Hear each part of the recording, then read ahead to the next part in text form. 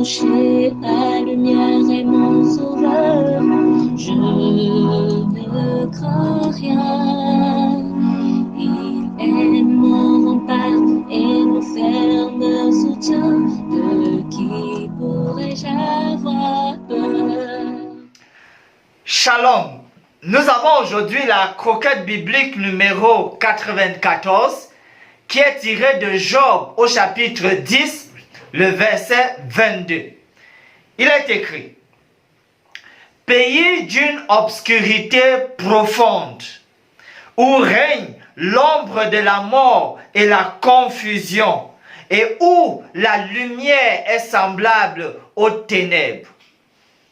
Job, ici, pour décrire la mort, utilise le terme pays où règne une obscurité profonde.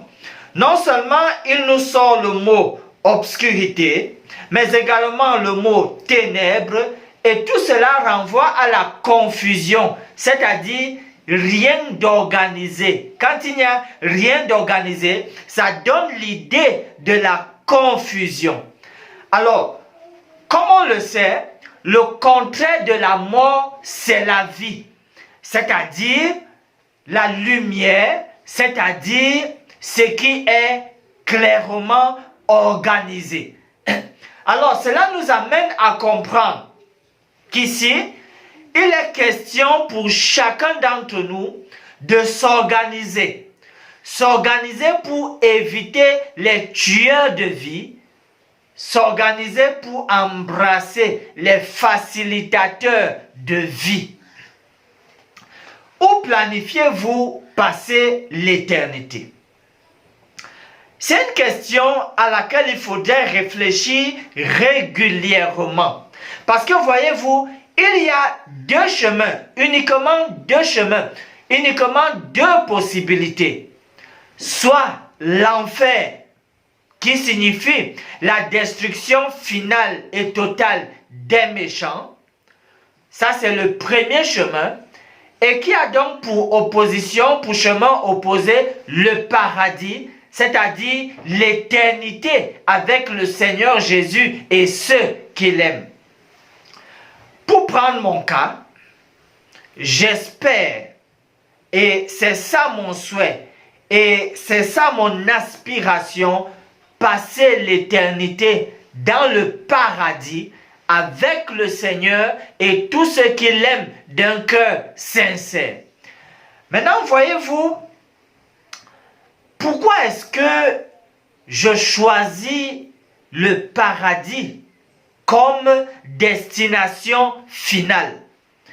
Parce que après quand même plus de 30 années d'études régulières de la parole de Dieu, je vois clairement que toutes les prophéties promises s'accomplissent chacune en son temps et d'autres encore à venir. En d'autres termes, tout ce que nous voyons s'accomplir de nos jours a dans la Bible une traçabilité prophétique, c'est-à-dire que en amont, Dieu avait déjà révélé cela.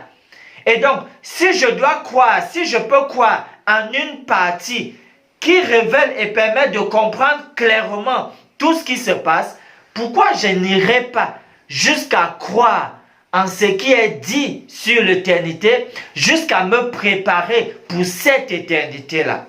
Voyez-vous, en guise de promesse, dans Amos au chapitre 3, le verset 7, il est dit ceci: car le Seigneur, l'Éternel, ne fait rien sans avoir révélé son secret à ses serviteurs, les prophètes. Oui, avoir la fin en tête déjà est un avantage. Donc, comme le Seigneur a déjà tout révélé, et que dans sa révélation, il dit aussi ce qui doit en être de la fin au paradis ou de la fin dans l'enfer.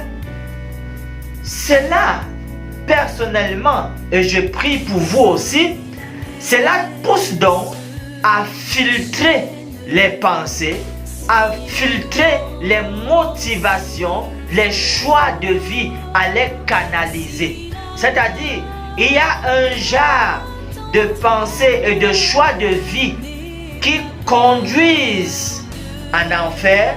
Alors je voudrais toujours me garder de cela par la grâce de Dieu, mais plutôt épouser le genre de pensée et de choix de vie qui prépare pour le paradis, pour l'éternité avec Jésus. Je voudrais toujours embrasser cela. Soyez donc encouragés dans votre cas aussi, pour que tous nous puissions faire confiance au Seigneur. Notre espérance ne sera pas vaine. Finissons par ce mot de prière. Nous avons besoin de toi à toute heure, cher Seigneur.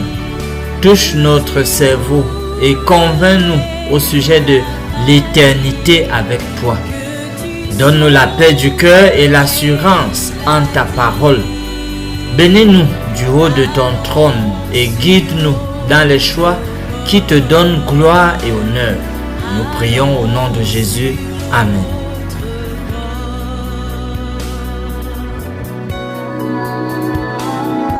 Espérons l'Éternel, mon âme, espérons l'Éternel, qu'un chant s'élève au Dieu du ciel, qu'un chant s'élève au Dieu du ciel, mon